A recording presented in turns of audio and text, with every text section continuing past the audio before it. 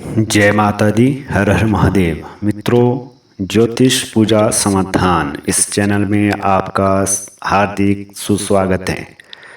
आज हम कुंडलीगत प्रमुख रोगों का पूर्व जन्म और कर्मों से क्या संबंध रहता है, इस पर एक वीडियो लेकर के आए हैं। जीवन है तो रोग भी है। मौसमी रोगों तथा चोट आदि को छोड़ दें तो शेष रोग बाहरी ना होकर के भीतरी होते हैं।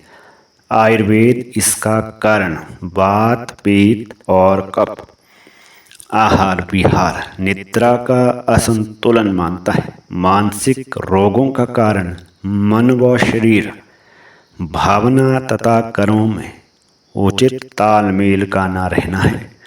अतः रोगों के लिए मनुष्यों के कर्म ही उत्तरदायी होते हैं।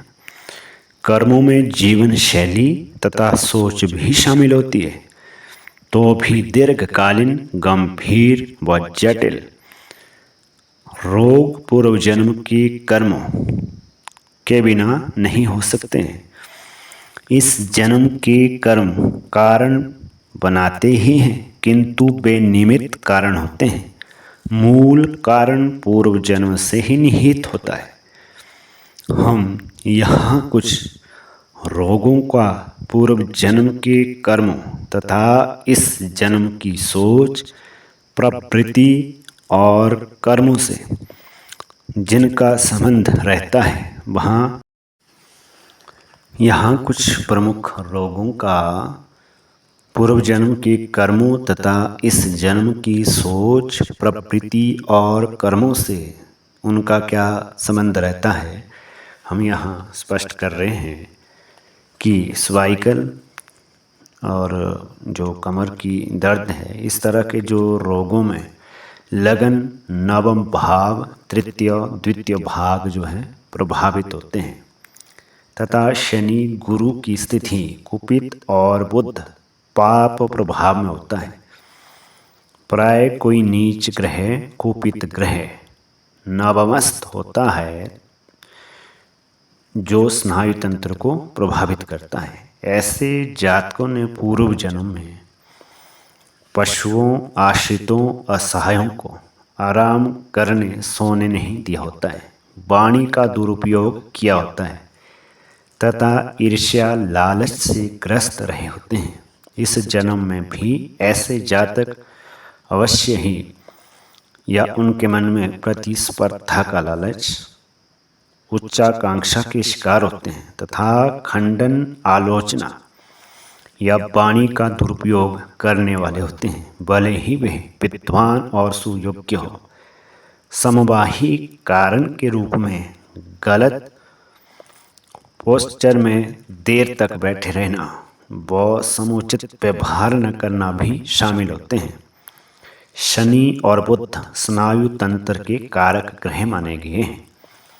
आलोचना, निंदा, बड़बोलापन, छिद्रा अन्वेषण, ईर्ष्या, लालच आदि खराब शनि व बुध के कार्य हैं तथा शनि और बुध को खराब भी करते हैं। अतः स्नायु तंत्र भी इससे प्रभावित होता है, क्योंकि स्नायु तंत्र रीढ़ की हड्डी से मस्तिष्क तक होता है। अतः शनि बुध के कुपित हो जाने पर रीढ़ के निचले हिस्से में दर्द रहने लगता है तथा कमर, रीढ़, गर्दन आदि के रोग आगे चल करके बहुत बड़ी समस्या बढ़ने लगते हैं। व्यायाम, दवाओं से स्थायी आराम नहीं होता है। समस्या वैसी की वैसी बनी रहती है। 2-4 दिन का ही कभी कभी आराम मिलता है। जब तक व्यक्ति आलोचना, छिद्रान्वेषण, ईर्ष्या तथा लालच को न छोड़े, तब तक इस रोग का पूर्ण समाधान नहीं हो सकता। यदि व्यक्ति नशा भी करता है तो इससे जो है शनि और भी ज़्यादा कुपित हो जाता है तथा अन्य रोग भी व्यक्ति को घेर लेते हैं। अब इसी संदर्भ में आधा सीसी माइग्रेन, सिर दर्द, पर बात करेंगे कि सूर्य तथा मंगल का और लगन व मेष राशि का शनि राहु द्वारा पीड़ित या पाप प्रभाव में होना इसका कुंडली में प्रमुख लक्षण है। सहयोगी लक्षणों में गुरु, बुध तथा शनि का कुपित या अंश बल में कम होना है।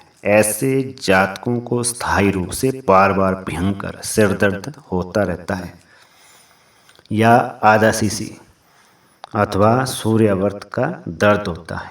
अधिक पाप प्रभाव हो तथा उच्च रक्तचाप या तनाव आदि का भी जातक शिकार हो तो ब्रेन हेमरेज से पीड़ित रह सकता है। पिछले जन्म में अश्लील, विकृत, धर्म विरोधी चिंतन करते रहना, दूसरों को हानि पहुंचाने की दुष्ट योजनाएं, दुष्ट प्रवृत्ति को अपनाना, परम स्वार्थी होकर के दान पुण्य से दूर रहना और अति महत्वाकांक्षी होने से धर्म विरुद्ध आचरण करना इसके मुख्य कारण है। इस जन्म में भी ऐसे जातकों का जीवन बड़ा व्यस्त और लापरवाही से भरा होता है। उनके खाने, सोने व जागने का समय निर्धारित नहीं रहता। वे स्वेच्छाचारी होते हैं, मूडी होते हैं और अति महत्वाकांक्षी होते हैं, जिसके कारण वे तनाव, चिंता, अशांति, असंतोष, व्यग्रता, बेचैनी से ग्रस्त रहते हैं। प्राय ये सोचते ज़्यादा और करते कम हैं। करते भी हैं तो सदा आसान कार्य को ही चुनते हैं। अब इसी संदर्भ में फिर से हम अल्सर, एसिडिटी, गैस, पेट दर्द पर बात करते हैं कि अल्सर तथा एसिडिटी के मामलों में पंचम भाव पर अशुभ मंगल का प्रभाव होता है तथा गुरु भी असामान्य स्थिति में होता है, बहुत बली या निर्बल। जबकि गैस, पेट दर्द आदि मामलों में पंचम भाव या छठा भाव या चौथा भाव पीड़ित होता है तथा शनि, गुरु, राहु का अशुभ प्रभाव पंचम भाव पर होता है और बुध की स्थिति भी स्वस्थ नहीं होने देती है। कारण पूर्व जन्म में चुगली करने, लगाई बुझाई करने की आदत तथा दूसरे के हक को मारना, दूसरे के भाग का अन्न चुराकर खा जाने वाले होते हैं या ये ईर्ष्यालु बहुत होते हैं। इस जन्म में ऐसा जातक चटोरा, जल्दी जल्दी खाने और पीने वाला, गर्मा गर्म भोजन या तेज मिर्च मसालों या मांसाहार, चाय, कॉफ़ी आदि उत्तेजक पदार्थों का बहुत शौकीन होता है तथा वात तथा पित्त को पित्त करने वाले आहार विहार को रोकने वाला, जल्दबाज, क्रोधी, आवेगी तथा चिड़चिड़ा होता है। अतः उसका पाचन तंत्र, लीवर तथा आंतें आमाशय विकार युक्त होने लगते हैं। वे लोग जो किसी कारण अपनी भावना, विचार अभिव्यक्त नहीं कर पाते, आक्रोश, संकोच के कारण तथा कलपते या घुटते भिन भिनाते रहते हैं, वे भी इस शिकायत के शिकार होते हैं। व्यायाम से दूर व लापरवाही भरा जीवन जीते हैं। प्राय ये लोग इस जन्म में भी ईर्ष्यालु होते हैं। अब हम आने वाले समय में इसी पर यदि आपका रुझान रहेगा, इस वीडियो पर यदि बहुत ज़्यादा सपोर्ट मिलता है तो इसी तरह के पूर्व जन्म से कोई ऐसी वीडियो लेकर के आएंगे। नहीं तो हम अब इस चैनल पर महिलाओं पर विशेष तौर पर फलादेश लेकर के आ रहे हैं, क्योंकि संपूर्ण भारतीय और शास्त्र में स्त्री जात के लिए बहुत कम अर्थात ना के बराबर लिखा गया है। ऐसा क्यों हुआ, इस बारे में स्पष्ट रूप से कुछ कहा नहीं जा सकता। संभवतः स्त्री का समाज में स्थान इसका कारण रहा हो। अभी भी कई प्रदेशों या बहुत जो दूर दराज के क्षेत्र है वहाँ बालिकाओं की जन्म कुंडली नहीं बनाई जाती है। लेकिन बदलते सामाजिक परिवेश में जब स्त्री ने अपनी स्वतंत्र पहचान बना ली है तो ज्योतिष के क्षेत्र में भी महिलाओं का पदार्पण हो चुका है। तो इसी संदर्भ में हम सोच रहे थे कि इसी पर जो एक श्रृंखला लेकर के लगभग 80 या 100 तक की वीडियो बन सकती है स्त्री जातक पर ही, कि जो भी फलादेश कुंडली का होता है बहुधा जो है पुरुष की कुंडली के सूत्र ही ज्योतिष लोग जो है स्त्री की कुंडली में भी लगा देते हैं, परंतु ऐसा नहीं है।